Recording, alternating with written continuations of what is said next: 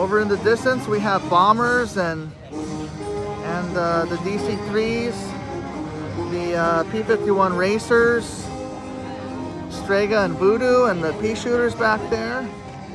Here's Rob Harrison's tumbling bear.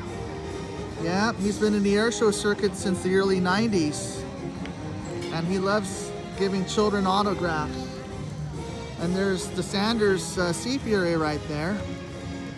Here are the grandstands, control towers in the distance, and yes, it is a little cloudy out, but all in all, by noon it's going to be bright and sunny.